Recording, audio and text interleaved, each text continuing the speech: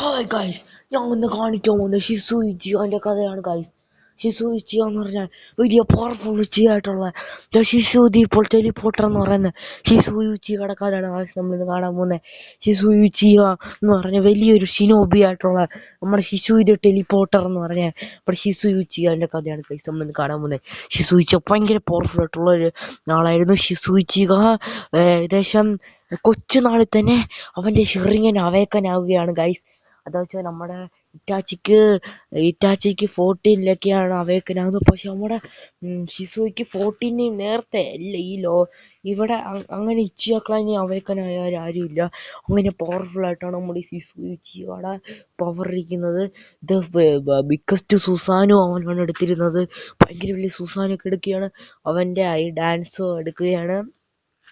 അതിനുശേഷം നമ്മുടെ ഷിസു മരിക്കുകയാണ് ഗൈസ്. അവൻ മരിക്കാൻ പോകുമ്പോൾ ഇറ്റാച്ചിക്ക് അവൻ്റെ ഷെറിങ്ങൻ ഫുള്ളും കൊടുത്തിട്ടാണ് അവൻ്റെ ചക്ര ഷെറിങ്ങനൊക്കെ കൊടുത്തിട്ടാണ് അവൻ മരിച്ചു പോകുന്നത് ഗൈസ്. ഇതുപോലെ കുറേ ഇതുണ്ട്. ഷിസുയും അവിടെ മരിച്ചത് ഗൈസ്. ഇങ്ങനെ കുറേ സംഭവങ്ങളൊക്കെ ഉണ്ട് ഗൈസ്. അതിനുശേഷം ഷിസുവിൻ്റെ ആണ് നമ്മുടെ ഇറ്റാച്ചി വെച്ചിരുന്നത് ഗൈസ്. ഷിസു ഇച്ചിഗോ എന്ന് പറഞ്ഞ ഏറ്റവും വലിയ പവർഫുൾ ആയിട്ടുള്ള ടെലിപ്പോർട്ടർ എന്ന് പറഞ്ഞപ്പെട്ടിരുന്ന ഷിസു ഇച്ചിഗോ ഏറ്റവും വലിയ പവർഫുൾ ആയിരുന്നു. അവൻ കൊച്ചുനാളിൽ തന്നെ ഷെറിങ്ങിനെ അവേക്കൻ ചെയ്തിരുന്നു ഗൈസ്. ഏറ്റവും കൂടുതൽ പവർഫുൾ ആയിട്ടിരുന്ന അവനാണ് ഗൈസ്. നമ്മുടെ ഇറ്റാച്ചി കൊച്ചായിരുന്നില്ലേ, അപ്പോൾ അവനെക്കാട്ടിലും പവർഫുൾ ഇറ്റാച്ചി കൊച്ചല്ലായിരുന്നു. റിയലി ഇറ്റാച്ചിയുടെ അത്ര വയസ്സ് നമ്മുടെ ഷിസുയ്ക്കും കാണും. പക്ഷെ ചിലവരൊക്കെ ഷിസുയി അവനെ എടുത്തെന്നും പറഞ്ഞ് ഷിസുവിനെക്കാട്ടിലും കൊച്ചവനാണെന്നാണ് ഇറ്റാച്ചി പറയുന്നത്. റിയലി രണ്ടുപേർക്കും ഒരേ ഏജാണ് ഗൈസ്. പൊക്കത്തിൽ വല്ലതും മാറ്റം ഉണ്ടായിരിക്കാം, പക്ഷെ റിയലി ഏജ് രണ്ടുപേർക്കും ഒരേ ഏജാണ് ഗൈസ്. നമ്മുടെ സാസ്കെ ഉച്ചിഗ അതിനകത്തുണ്ട് ഗൈസ്. നമ്മുടെ ഇറ്റാച്ചി ഭയങ്കര പവർഫുൾ ആയിരുന്നല്ലോ. റിയലി ഇറ്റാച്ചി ഉച്ചിഗ തന്നെ പവർഫുൾ ആകാൻ കാരണം ഷിസുയി ആയിരുന്നു. ഷിസുവിൻ്റെ ഷെറിങ്ങൻ തന്നിട്ട് ഷിസു മരിച്ച സമയത്താണ് പെട്ടെന്ന് ഒരു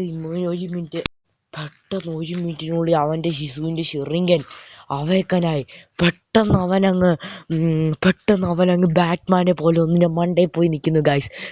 ഇതാണ് ഭയങ്കര പവർഫുൾ ആയിട്ടുള്ള ഒരു സീൻ ഗൈസ്.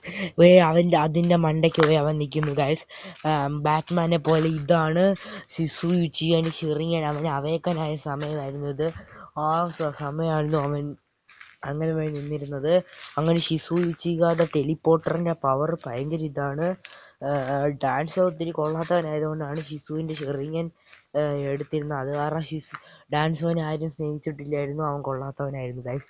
അപ്പോൾ ഇവൻ ഇത്രയും വലിയ പവർഫുൾ ആയിട്ടുള്ള ഷിസു ഇച്ചിഗോയുടെ ഷെറിങ്ങൻ തന്നെ ഏറ്റവും അവൻ്റെ വലിയ പവർഫുൾ പവറാണ്. അവൻ്റെ ഷെറിങ്ങനാണ് അവൻ്റെ പവർഫുൾ. അവനെ കാണാൻ കഗാമി ഉച്ചിഗയെ പോലെ ഇരിക്കും. കഗാമി ഉച്ചിഗ എന്ന് വെച്ചാൽ റിയലി കഗാമി ഉച്ചിഗ ടൊബിരാമയുടെ എങ്ങനെയാ പറയുന്നത്, ടൊബിരാമയുടെ സ്റ്റുഡൻ്റ് ആയിരുന്നു.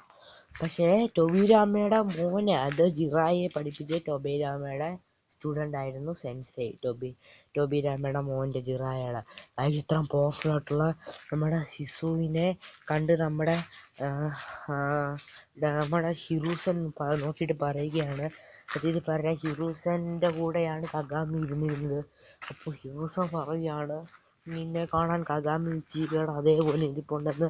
റിയലി കഗാമി ഉച്ചിഗയുടെ കഥ ഞാൻ അടുത്ത ഇതിൽ പറയാം ഗൈസ്. കഗാമി